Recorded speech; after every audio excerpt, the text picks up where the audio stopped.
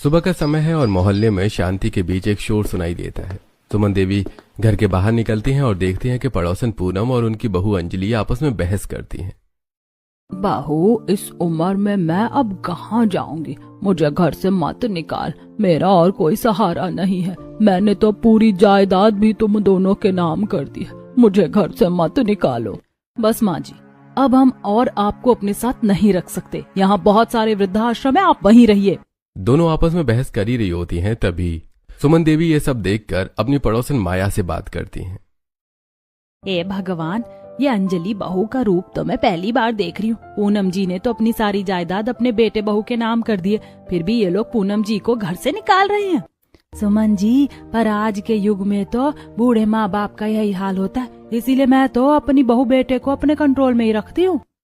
मोहल्ले में पूनम जी के हंगामे की गूंज अभी शांत भी नहीं हुई थी कि दूसरी तरफ सुनीता के घर के बाहर एक टैक्सी आकर रुकती है। घर के अंदर से रोने और गिड़गिड़ाने की आवाजें आ रही हैं।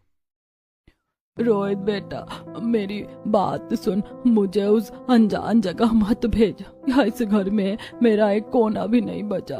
मैंने तो कभी शिकायत नहीं की, तुम लोग मुझे समय नहीं देते। मैं तो बस तुम्हारी सूरत देखकर जी लेती हूँ। मुझे वृद्धाश्रम मत भेजो बेटा, वहाँ की दीवारों में मुझे घुटन होगी। मैं वादा करती हूँ, मैं किसी काम में दखल नहीं दूंगी, बस मुझे अपने पास रहने दो।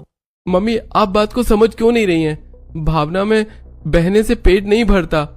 मेरी और नेहा की शिफ्ट ऐसी है कि हम हफ्तों एक दूसरे का चेहरा नहीं देख पाते। आपकी देखभाल कौन करेगा? माँ जी, रोहित सही कह रहे हैं। मेरी नई जॉब है, मैं छुट्टियां नहीं ले सकती। और रिया दीदी भी तो पूरे दिन ऑफिस में रहती हैं, घर में आपको कौन ही देखेगा?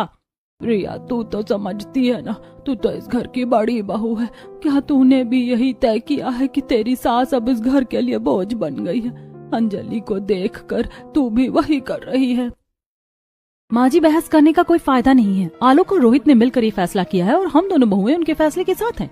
हम सबको सुबह 9 बजे ऑफिस पहुंचना होता है। सुबह का नाश्ता बनाएं या आपकी सेवा करें, वहाँ आपको टाइम पर खाना और दवाइयाँ मिलेंगी। चलिए, टैक्सी बाहर इंतजार कर रही है। मम्मी चलिए, अब रोने धोने से हकीकत नहीं बदलेगी। हमने वहाँ की 3 महीने की फीस एडवांस में जमा करवा दी है। हम हर महीने आपसे मिलने आया करेंगे। बस अब जिद छोड़िए और शांति से चलिए। सुनीता जी को रोते हुए टैक्सी में बैठते देखकर सुमन देवी का पूरा परिवार और अन्य पड़ोसने वहीं जमा हो जाती हैं। सभी पड़ोसी आपस में बात करते हैं। गीता जी, ये देखकर तो रूह कांप गई। पूनम जी के बाद अब सुनीता भी। इन बच्चों को क्या हो गया है? क्या पैसा और करियर ही सब कुछ है? जिस माँ बाप ने अपनी पूरी जवानी इनकी नौकरी और पढ़ाई के पीछे लगा दी, आज उसी की देखभाल इनके लिए सिर दर्द बन गई है। सुमन जी, यह बीमारी अब पूरे मोहल्ले में फैल रही है। बहुओं